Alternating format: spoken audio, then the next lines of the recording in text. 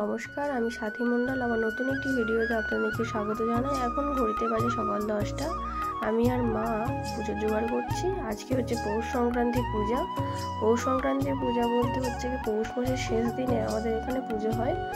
তো সেই উপলক্ষে আজকের দিনে আমাদের পিঠে হয় আমাদের বাড়িতে। সন্ধ্যাবেলা হবে পিঠে, সকালবেলা পুজো হবে। তা সেই উপলক্ষে এই যে চালের গুঁড়ো গুলে আমি আলপনা দিয়েছি। আলপনাটা অত সুন্দর হয়নি, কারণ হাত দিয়ে করেছি তো খুব একটা সুন্দর করতে পারিনি।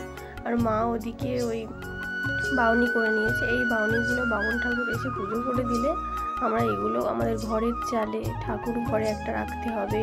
তারপর সন্ধ্যাবেলা যে পিঠে হবে, পিঠে খোলায় একটা দিতে হবে। তারপরে পিঠে হয়ে গেলে দিতে হবে।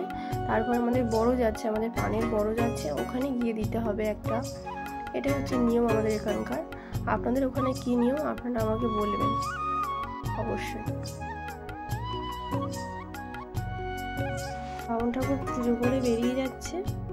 পুজো করার সময় আসলে আমি ভিডিওটা করিনি, আপনারা জানাবেন আপনাদের কেমন লাগলো আজকের ভিডিওটা। এবার আমি পুজোর প্রসাদ নিয়ে গিয়ে সবাইকে দিয়ে দেবো।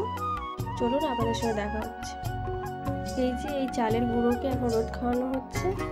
এই চালের গুঁড়ো দিয়ে সন্ধ্যাবেলা পিঠা হবে, অনেক রকমের পিঠে। তো চলুন আজকের ভিডিওটা এখানেই শেষ করছি। আপনাদের ভালো লাগলে অবশ্যই like, comment, share and subscribe করে দেবেন।